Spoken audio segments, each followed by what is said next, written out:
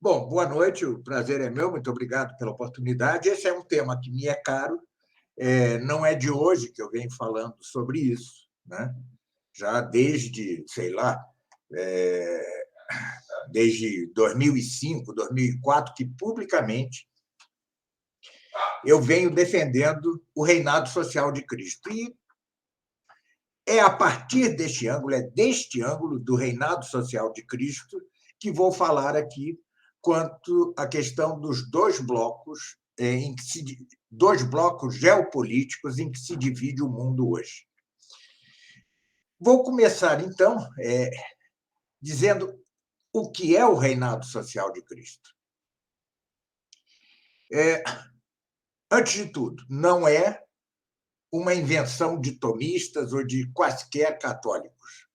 É algo que está nas Escrituras, né, com fundamento nas Escrituras, e explicitamente no magistério da Igreja. Explicitamente. E desde o século III, IV, isso já está no magistério da Igreja. Então, diga-se, Deus criou o homem não em estado de pura natureza. Claro que ele é uma criatura natural, o homem, mas com um fim sobrenatural. E como para que se alcance dado fim é preciso contar com certos meios adequados a este fim, então Deus não só criou o homem com um fim sobrenatural que não lhe era devido naturalmente, senão que lhes deu os meios para alcançar este fim. Fim que sua própria natureza não consegue alcançar. O fim é Deus mesmo. E, Santo Tomás explica muito bem a diferença entre, eu vou dizer aqui em latim, mas vou explicá-lo, entre o finis cuius e o finis quo. Finis cuius é aquilo mesmo que é o fim de uma pessoa. E finis quo é o desfrute, o usufruto deste fim. Por exemplo, se o fim do homem é como no caso do avaro, do ganancioso, o dinheiro, as riquezas, então o fim do avaro é o dinheiro em si. Isto é o finis cuius. E qual é o finis quo? É o que ele pode fazer com este dinheiro. É o usufruto que ele pode ter desse dinheiro. Então, o homem foi criado tendo este duplo fim, que são duas faces do mesmo. O mais importante é Deus mesmo, em si mesmo. Tá? Este é o mais importante. E o finis quo é o usufruto de Deus. De que maneira? Conhecendo-o por essência, né? Na visão beatífica, por toda a eternidade, por todo o sempre. E quais são os meios para que o homem alcançasse esse fim? A graça, antes de tudo a graça, Adão e Eva foram criados em graça e transmitiriam a graça a seus descendentes por geração, caso não tivessem pecado, e os dons chamados preternaturais, que contribuíam para o estado chamado de justiça original, além de coisas como a árvore da vida, que era um auxiliar na imortalidade de Adão e Eva. Bem, o homem pecou. Ao pecar,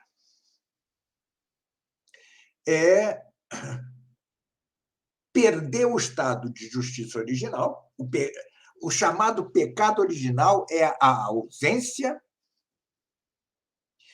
Quando dizemos eu herdo, nós herdamos o pecado original, quer dizer, nós herdamos a ausência do estado de justiça original, a ausência de graça e a ausência dos dons preternaturais.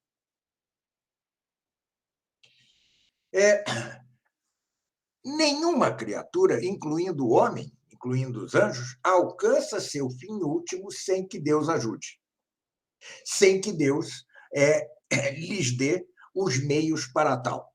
Ora, quando o homem pecou, ele caiu em estado de justiça original, mas sem a ajuda de Deus a atingir o fim próprio do estado de justiça original. Qual é o fim próprio, desculpe-me, o fim próprio do estado natural do homem? Conhecer a Deus assim como Aristóteles o conhecia. E ele dizia, este é o fim do homem, é conhecer a Deus intelectualmente aqui nesta terra mesmo.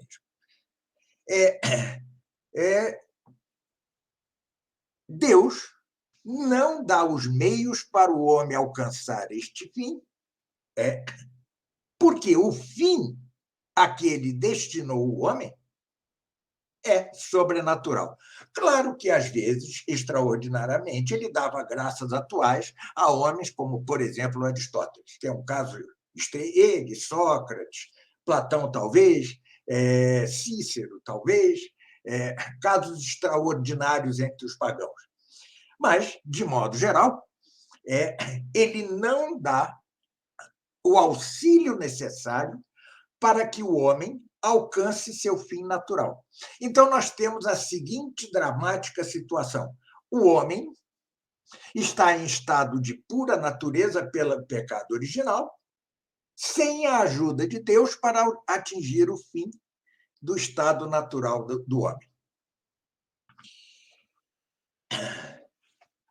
E, sem esta ajuda, nós temos as consequências, as sequelas do pecado original. Pois bem, transportemos isso agora para o plano político, para o plano socioeconômico político, se quiser. E este é o fundamento da doutrina do reinado de Cristo e da doutrina social da Igreja, que são duas faces da mesma moeda. Se Adão e Eva não tivessem pecado, os homens constituiriam cidades, sem dúvida alguma, cidade quer dizer aqui sociedade, tá? Construiriam cidades ordenadas ao fim sobrenatural do homem. Tudo. Legislação, tudo. Se ordenaria a este fim último natural, sobrenatural do homem, que é Deus mesmo e sua visão beatífica. Com o pecado, os homens continuaram a ter de criar cidades, etc., leis, etc., mas agora já sem a ajuda de Deus. Sem que caiamos no extremo de dizer que todas as cidades não auxiliadas por Deus sejam corruptas totalmente, como quereria Lutero, sem cair neste extremo, o fato é que nenhuma cidade humana, após a queda, foi capaz de fazer o homem alcançar seu fim último, que é natural, que é a contemplação natural de Deus, como queria Aristóteles. Aristóteles dizia,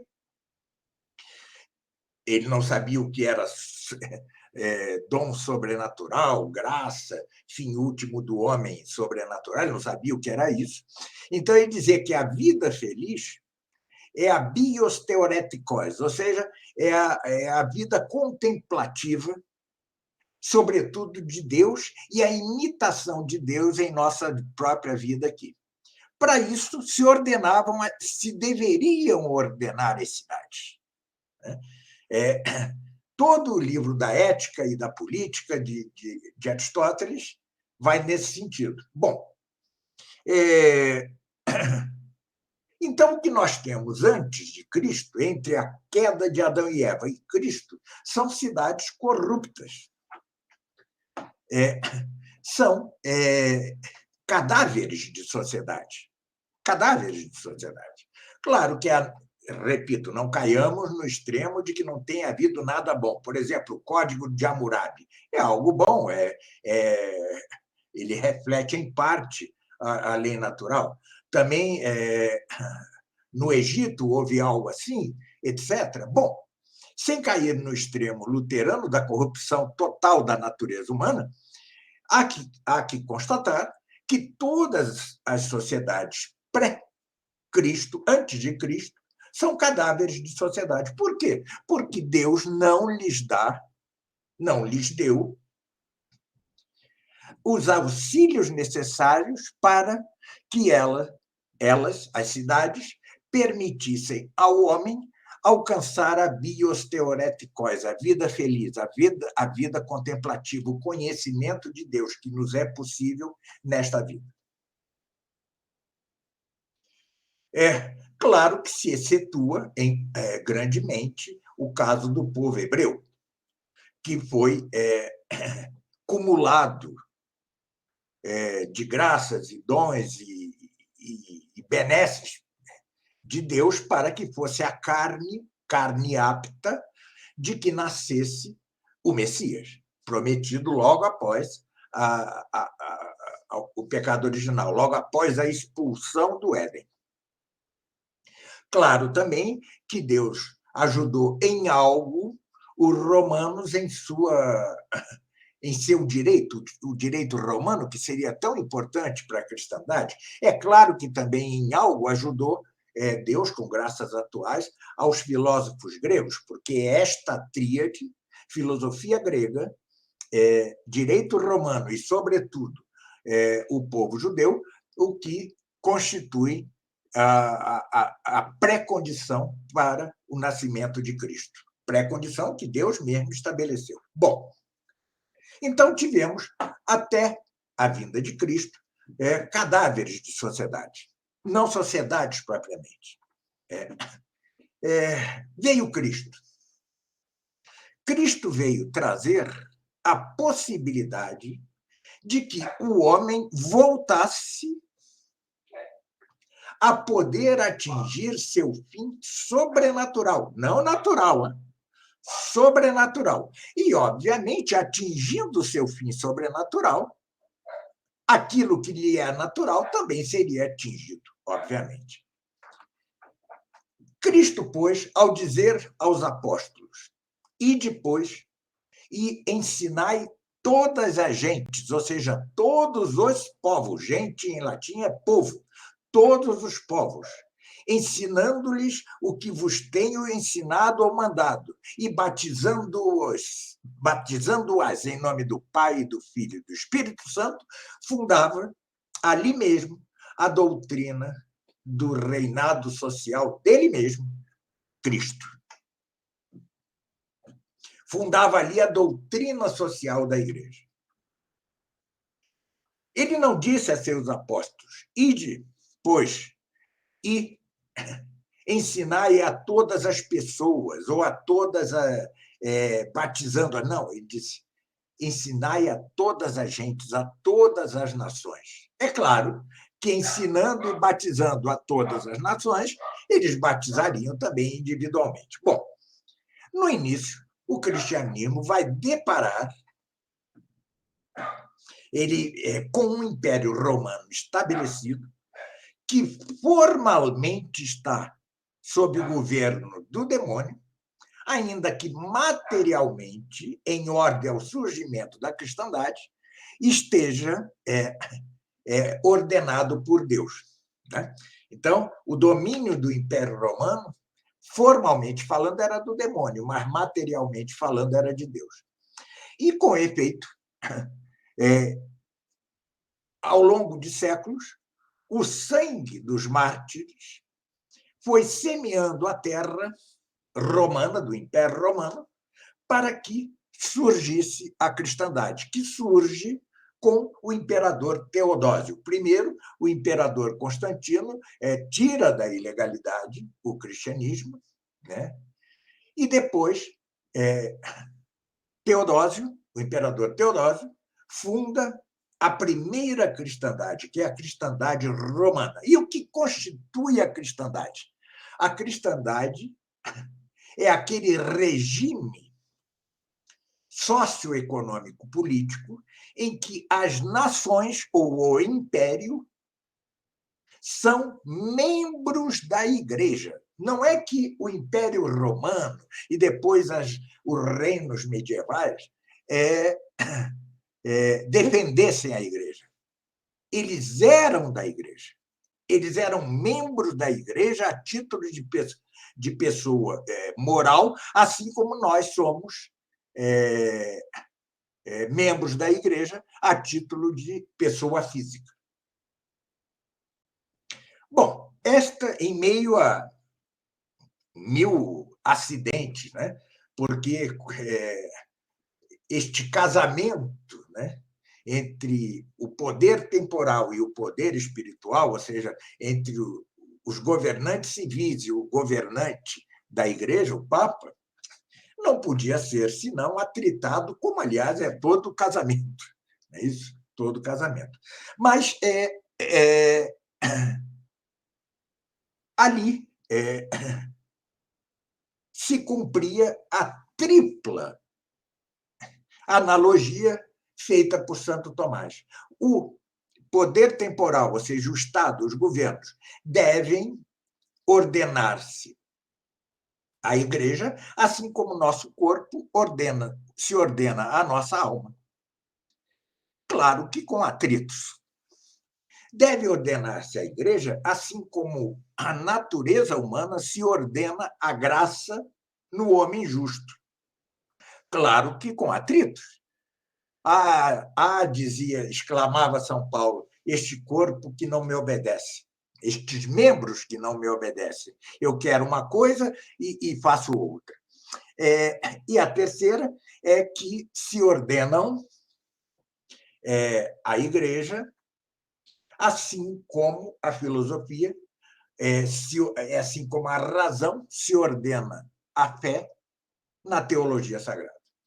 Isto se cumpriu na primeira cristandade, que foi o Império Romano a partir de Teodósio, com curta vida. Depois, na Idade Média, até o século XIII, tá? No XIV já se rompe tudo isto, ou seja, as nações passam, pouco a pouco, a já não ser membros da Igreja, renasce brevemente com os reis católicos, Fernando e Isabel, com Carlos V e com Filipe II, com atritos, com indocilidade. É natural, todo casamento é assim, é algo atritado.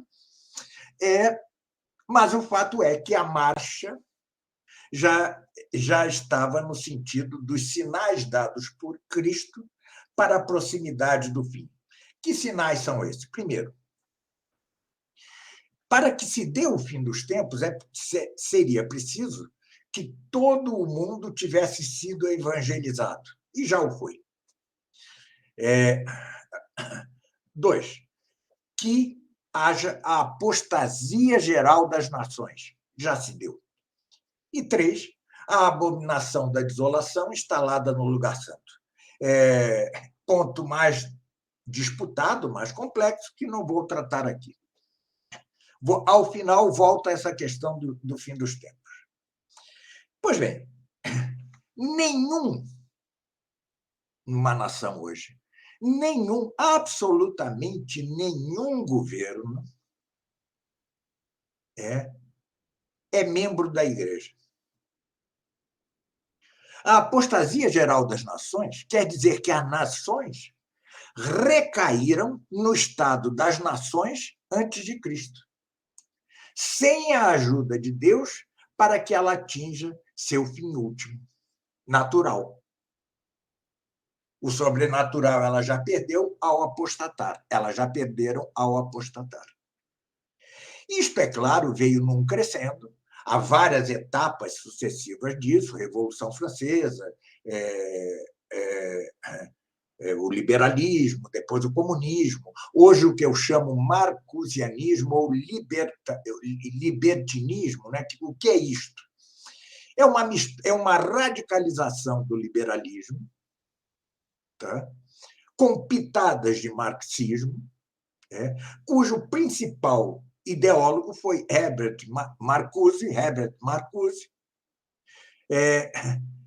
Revolução essa que começou na década de 60, 1960, e se espalhou de tal modo pelo mundo ocidental que hoje, em algum grau, todo o mundo ocidental é perfeitamente marcusiano ou libertino. Perfeitamente. É um liberalismo radicalizado com umas pitadinhas de marxismo. É isto que constitui o chamado bloco ocidental. Claro que não é homogêneo, primeiro em grau. Há países menos libertinos, por exemplo, ponha-se a Polônia. Já foi melhor, está cada vez mais decadente. Há países absolutamente libertinos, ponha-se Canadá, por exemplo. Canadá, por exemplo. Os países escandinavos, por exemplo. A Ucrânia, libertiníssima. Né? Vejam, na cristandade, quando as nações eram membros da igreja, o demônio continuava a ser o príncipe deste mundo, mas estava acorrentado, era um príncipe só material. Formalmente, ele causava estragos, claro. Veja as guerras entre os reinos católicos na Idade Média, veja a guerra movida contra a igreja pelo Sacro Império Romano-Germânico, vide os pecados abomináveis contra a natura dos eclesiásticos, né? Durante o século X, XI, chamado século de ferro. Tudo isso é por ação do demônio, mas as leis acorrentavam o demônio. O que é a apostasia das nações? É a libertação do demônio. Agora ele tem o domínio sobre o mundo não só material, senão que também o tem formal. E isto é a maior parte do Ocidente. Este bloco ocidental é perfeitamente anticristão, anti-lei natural, anti-tudo, apóstata até a raiz dos cabelos, tem seus satélites, por exemplo, parte do mundo muçulmano. Aliás, disfarçamos desde já esse blefe de que o mundo se divide em 3 blocos: ocidental, eurasiano e islâmico. Não é verdade. O islamismo não tem unidade para tentar hegemonizar o mundo e ou satélite do bloco ocidental ou satélite do bloco constituído por Rússia e China. Tá? Mas já chegarei lá. E, repita-se, há graus variados, há diversos graus em que a Revolução Libertina atingiu seu fim e tornou-se hegemônica, e se tornou hegemônica no lado ocidental. O outro lado, eu não gosto do termo eurasiano, mas tampouco vou fazer um cavalo de batalha quanto a isso. Este outro bloco são 2 pilares, né? Enquanto o bloco ocidental, os Estados Unidos é o principal, no outro bloco não se pode encontrar um principal entre China e Rússia, né? Não se pode. Mas eles também têm seus satélites. Irã, por exemplo, Síria, por exemplo. Tá? Então, e este outro bloco, ele não tem a unidade ideológica que tem o bloco ocidental. A China é um Estado comunista com uma economia selvagemente capitalista. Se alguém vem me dizer, mas isto não é possível conceptualmente, é porque você quer enfiar a realidade em seus pré-conceitos. Faça seus conceitos adaptar-se à realidade e se entenderá o que é a China. Enquanto a Rússia é um czarismo de novo tipo, republicano. Putin não é senão um novo czar, com dupla característica, né? Com algumas características. Primeiro, o pan-eslavismo, que é o de Dugin, né? É o de Dugin, pan-eslavismo, né? É o Império Eslavo tendo a Rússia como a grande mãe Rússia, né? Isto era o que defendia, por exemplo, Dostoiévski, né? Tão louvado pelos nossos conservadores, e que odiava a Igreja Católica. Bom, mas esqueçamos a literatura, que é coisa menor. E, além do mais, como todo e qualquer czar, é César e papista, ou seja, ele, ao contrário do comunismo anterior, ele não persegue a religião. Ao contrário, ele a estimula, mas sob o seu comando. Ali, em vez de ser como devido, os estados ordenando-se à igreja, lá a igreja se ordena ao estado. É um César e papista, ou César ou papista. Cada um diga como quiser. Bom, então temos assim, e é profundamente anticatólico. Putin é profundamente anticatólico. Quanto ao fato de que, na Rússia, há grande número de abortos, devassidão e tal, eu concedo. Mas, atenção, não está tão longe do mundo ocidental. A devassidão é igual em ambos os lados. Se vemos hoje a Suíça, por exemplo, taxa de natalidade lá embaixo, ou países em que se gabam de não ter mais crianças com síndrome de Down porque abortam. Ou seja, o que houve foi o seguinte: quando Nossa Senhora, em Fátima, disse ou consagre o mundo ao meu imaculado coração, ou a Rússia espalhará seus erros, tá? Não se consagrou. E a Rússia, ou melhor, a União Soviética, o fez, espalhou seus erros. De que modo? De que modo espalhou seus erros? Ou promovendo revoluções comunistas no mundo, por exemplo, Cuba, por exemplo, as antigas colônias portuguesas, Vietnã, Camboja, tantas repúblicas pelo mundo que se tornaram como Chile, sob Allende, né? E e por outro, religiosamente, porque suas ideias entraram na igreja. Espalhou seus erros. No entanto, enquanto ela espalhava seus erros, criou-se um problema religioso grave, que é o chamado americanismo, pré-condenado por Leão XIII. O que é isso? É um namoro de católicos com a democracia liberal como a única barreira capaz de conter o avanço comunista, como se a democracia liberal não tivesse sido tão condenada como o comunismo pelo magistério da Igreja.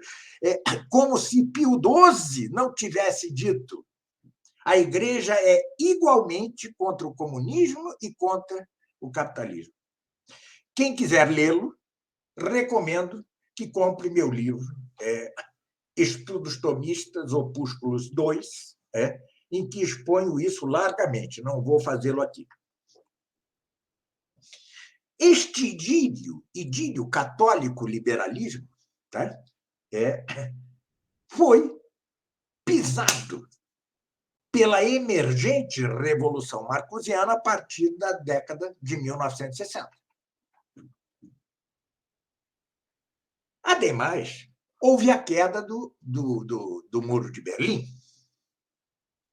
A queda do Muro de Berlim foi a antessala da queda do comunismo na União Soviética. Nós não temos mais comunismo na União Soviética. Vejam-se, por exemplo, 25% da população soviética é comunista e vota no Partido Comunista, que é sempre oposição sistemática e dura contra Putin. Mas, como Putin ama a grande madre Rússia, né, ele não pode admitir que houve um interregno, né, entre o czarismo e ele mesmo, de modo que um dia a Rússia não tenha sido grande. Por isso é que ele tenta fazer uma espécie de hermenêutica da continuidade com respeito à Rússia soviética. Tudo isso eu explico no livro já referido, num opúsculo chamado Fátima e a Rússia de Putin, ou quando se faz imperioso um parece. Vejam lá. Bom, ou seja, nenhum dos dois blocos implica o reinado social de Cristo. Todas as nações destes dois blocos são cadáveres de sociedade. São carniça para os demônios. Por quê? Ou as nações se põem sob o pavilhão de Cristo, ou se tornam carniça para os demônios. O demônio é o rei deste mundo, sempre foi, não deixará de ser. Foi na própria Idade Média, mas só materialmente. Agora, ele é material e formalmente o príncipe deste mundo. Como apoiar, pois, qualquer dos blocos? Alguém poderia argumentar: mas apoiemos o mal menor. Que mal menor, meu filho? Qual é a influência de que seu apoio possa ter sobre o conflito entre esses dois blocos? Zero. Numa eleição presidencial, você pode votar num mal menor, tá? Tudo bem. Mas como é que você vai fazer num conflito dessas dimensões? Isso é desculpa esfarrapada para aderir ou ao liberalismo, continuando o idílio cinquentista, ou seja, da década de 1950, com o liberalismo, ou para apoiar iniquamente o novo czarismo, junto com o neocomunismo, o neocapitalismo chinês, e simplesmente esquecer o reinado social de Cristo. E, como eu gosto de dizer, de tanto calarmos o reinado social de Cristo, acabaremos por esquecê-lo nós mesmos. Não podemos apoiar nenhum dos dois lados em confronto, antes ou depois da guerra na Ucrânia. Antes, durante ou depois. Não há como apoiar. Poder-se-ia argumentar que quanto a ser justo ou não a guerra na Ucrânia, é impossível decidir. Primeiro, eu cheguei a pensar, será num primeiro escrito sobre isso, mas é impossível. Primeiro, ambos os lados mentem quanto à guerra. Ambos os lados. E, como dizia Santo Tomás de Aquino, uma guerra fundada numa mentira é injusta. Claro, ambos os lados têm lá suas razões, né? De fato, a OTAN, contra a promessa feita a Gorbachev, a OTAN tenta sempre expandir suas bases para leste. Por outro lado, embora isto seja uma provocação a Putin, o fato é que ninguém o atacou. E ele já atacou a Ucrânia. Então, além, com uma mentira deslavada que quer desnazificar a Ucrânia. A Ucrânia não é nazista, a Ucrânia é libertina. A Ucrânia é libertina. Tem grupos neonazistas. Sim, e daí isso também há na Alemanha e em outros lugares. É uma mentira. Há mentira dos dois lados. Aliás, esta guerra de informações é uma guerra de mentiras. Mente-se deslavadamente de ambos os lados. Deslavadamente. Agora, dizer que Putin é um novo Hitler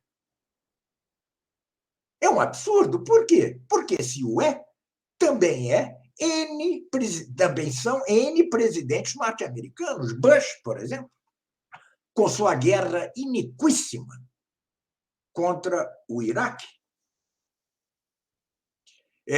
O mundo apóstata é repleto de guerras iníquas, injustas, injustificadas, né? Então, não há como apoiar nenhum dos dois lados, nenhum. Mas coitadinho dos ucranianos, estão morrendo, sim, isso é claro, isso é claro. Mas não se trata de algo sentimental. Rezemos pelos ucranianos, rezemos por eles, rezemos pelos russos que também morrem na Ucrânia. Não nos esqueçamos que Nossa Senhora nos pediu, em Fátima, através de um anjo, que rezássemos. Ó meu Jesus, perdoai-nos, levai-nos no fogo do inferno, levai as almas todas para o céu. Nós temos de rezar por todas as almas, incluindo Putin, Biden, quem seja, até o ditador coreano. Temos de rezar por todos eles. Então, eu vou tratar, para não estender-me demais, de dois outros aspectos. É possível prever desdobramentos desta guerra na Ucrânia? Não, absolutamente não é. Primeiro, porque todos mentem e não sabemos a verdade. Por exemplo, a China agora aparece como a grande moderadora, né? Ponderada, critica o lado ocidental, critica também a Rússia e se propõe como intermediadora, pede que não se leve a extremos a guerra na Ucrânia e tal. Mas quem nos assegura que isso não é combinado com Putin?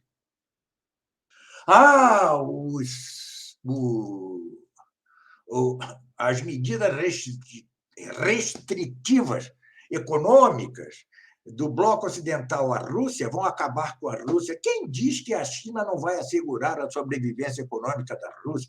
Não podemos ter. Agora, podemos sim ver consequências imediatas.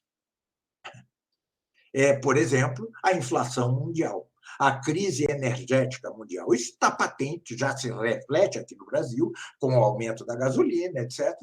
E nós vamos todos padecer esta guerra. Todos, todos. Mas isto, como eu já escrevia no mesmo e referido livro, eu não estou aqui fazendo propaganda de livro, só quero dizer que já dizia, né? É um desdobramento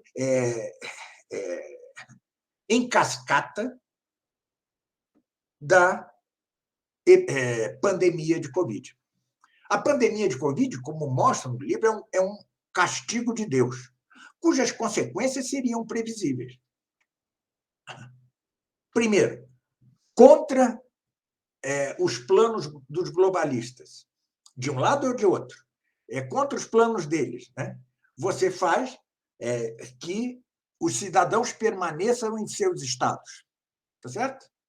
Ora, o globalismo quer acabar com as fronteiras nacionais.